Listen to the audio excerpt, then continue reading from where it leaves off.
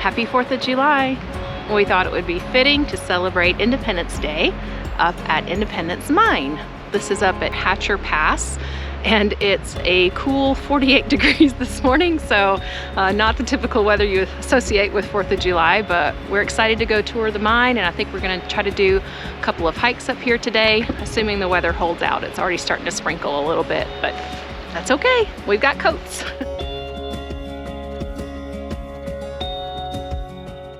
Independence Mine was the second most productive gold mine in the state of Alaska.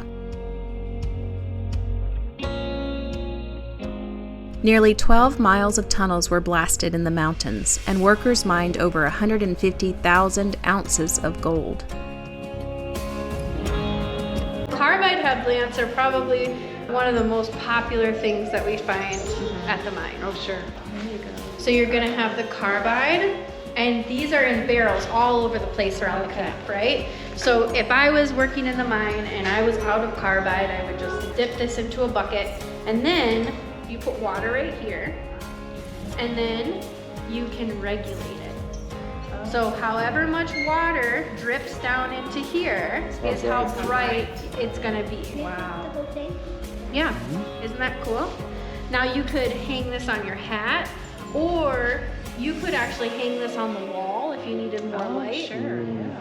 Isn't that neat?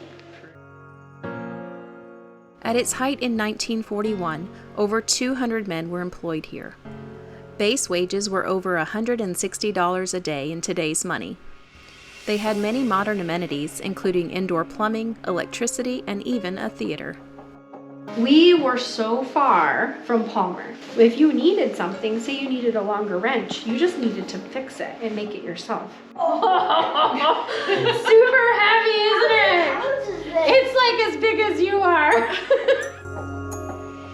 Some of the workers brought their families to live in this boomtown, and 8 children attended school here.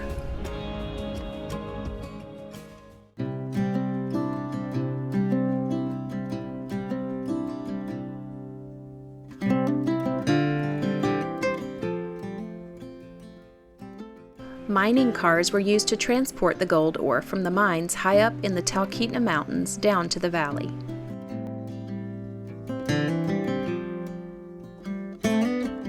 The long, harsh winters have destroyed many of the structures here, but the state has worked to preserve and restore the 22 buildings that remain.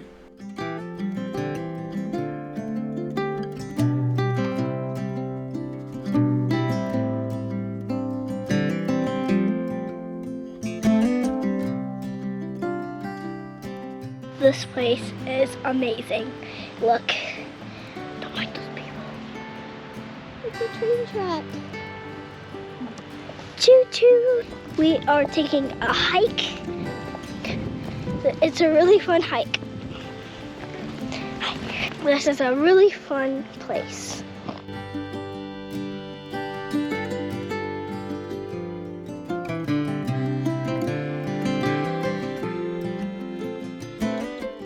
The sun! We haven't seen much of that in quite a while.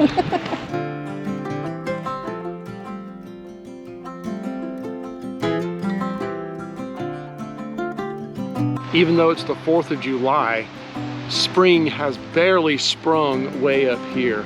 Most all of the plants out here are just now starting to bud out. That's how cold it is up here. That's the biggest generator I've ever seen.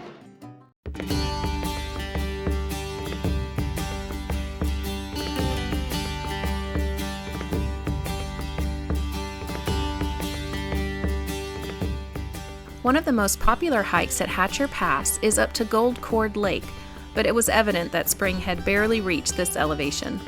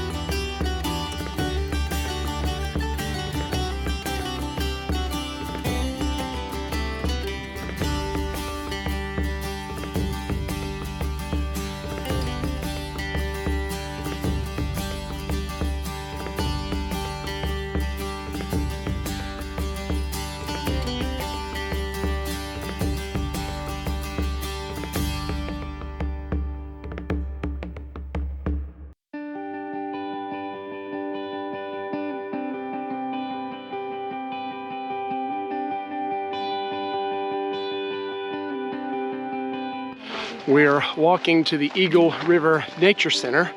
It's a gorgeous day, lots of blue sky, almost no clouds, and all the locals are wanting to get outside and enjoy it. I don't blame them. It's been a lot of rain and clouds the last several weeks. It's been a really cool summer, which we're enjoying, but all the locals are ready to get outside. So the Nature Center is very busy, partly too because it's a weekend, of course. Our timing is always just phenomenal like this. So we couldn't park at the Nature Center because it was just too busy. So we parked about a third of a mile up the road and then just walked, 4/10, excuse me. We have to be very precise. But it saved us $5 for having to park.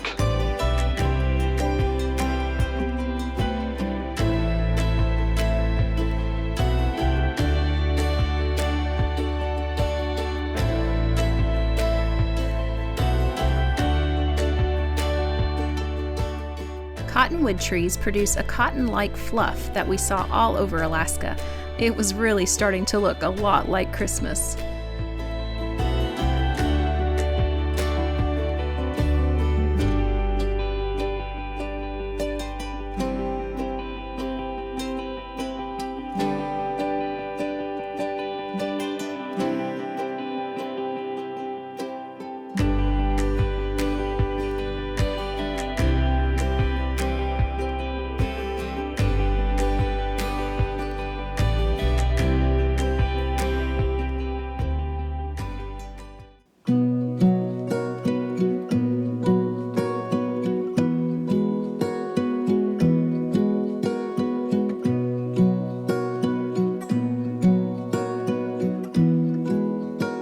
Well, it's been about a week since we've done our last pretty major hike, and we had some points with a Marriott hotel. So we actually checked into a hotel down in Anchorage and spent a couple nights, and the timing worked out really well because it wound up being super cold and a lot of rain those couple of days. And we actually all came down with colds. So it was kind of nice to just hang out in the room and not have to worry about conserving water, to have some space to just kind of sprawl out and just rest and recuperate those few days. After that, we went back up to Eagle River on Sunday. We actually inadvertently met up with our best friend's aunt that lives in Eagle River. It was totally a God thing that we happened to be at the same playground as her. She had taken her grandkids out for the day and we met up with her. She just was a really nice lady. We had an instant connection, and she found out we were doing a YouTube channel and she wanted to know how she could follow our channel. So I said, well, why don't you friend me on Facebook, and then whenever our channel goes live, you can start watching our episodes. And when I pulled her up on Facebook, it said we had 2 mutual friends. And I said, how do you know these people? And she said, that's my niece. So it was totally an unexpected thing. They had us over to their house, we had dinner and just visited. The Lord just knew we needed some friendship that evening, and He provided that in a very unique way. So we've headed down to the Portage Valley area, not far from Whittier, and we are hiking to Byron Glacier.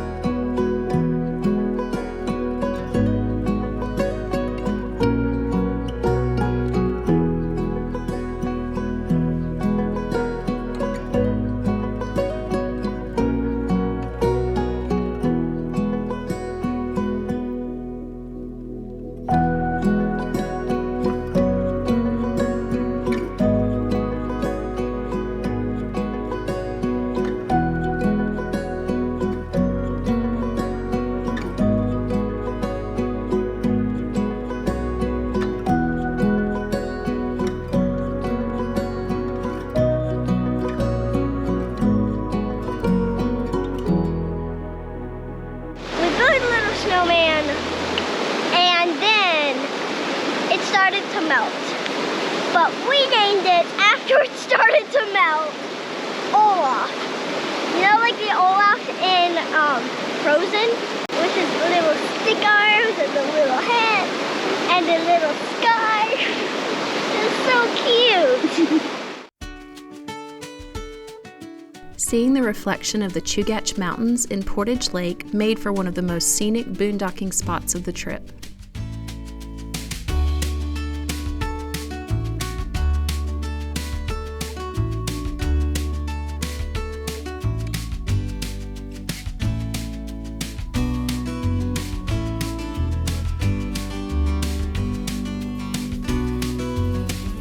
It's tunnel time! Yay! We're about to go through the longest tunnel in North America. It's a little over 2 miles long. It's the longest highway tunnel and longest highway combined train tunnel In North America. The Anton Anderson Memorial Tunnel began as a railroad tunnel to connect Whittier to the rest of Alaska in the 1940s. It was expanded to allow rotating train and vehicular traffic in 2000 and takes an average of 10 minutes to travel through.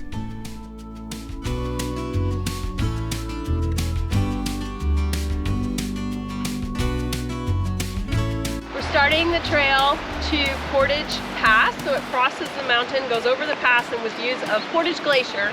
It's 4 miles round trip with about 1,500 feet of elevation gain. But here's what I'm wondering. Why would you hike when you have views of a glacier like this? This is spectacular.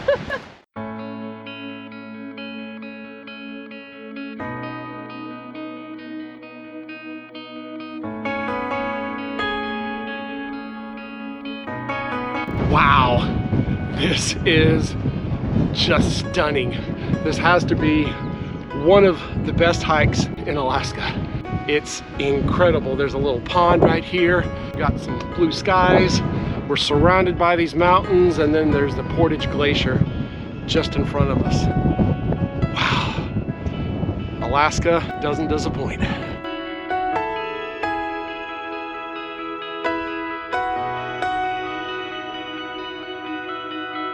So here's a little tip for you when you're hiking with kids. Bring something like chocolate chips, M&Ms, anything like that, and just pop them in their mouth about every quarter mile or so. It keeps them following you.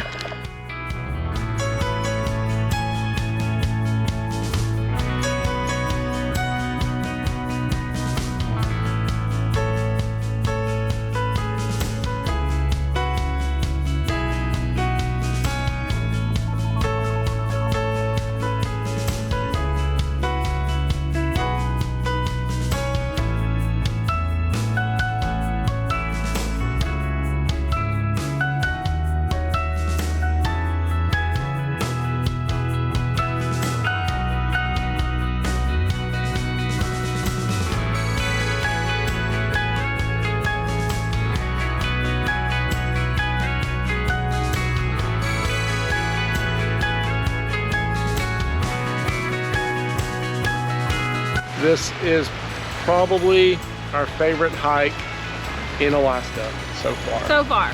It wound up being 2.5 miles instead of 2 miles, but to the edge of the lake, which is totally worth it. Mountains, waterfalls, And sand! ocean views from the beginning, lake views at the end, glacier views. It has it all. And sand for Kaylee.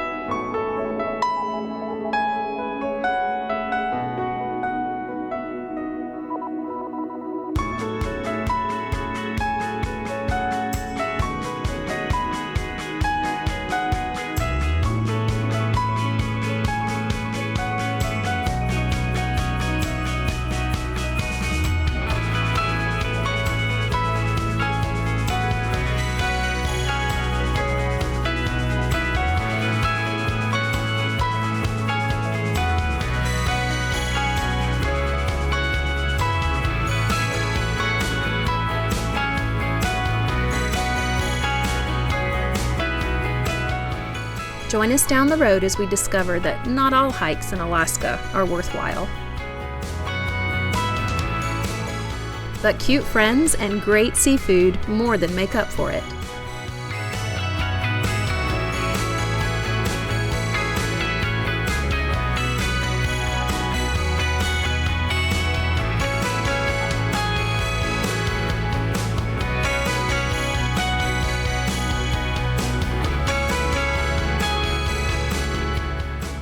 And until next time, enjoy your journey.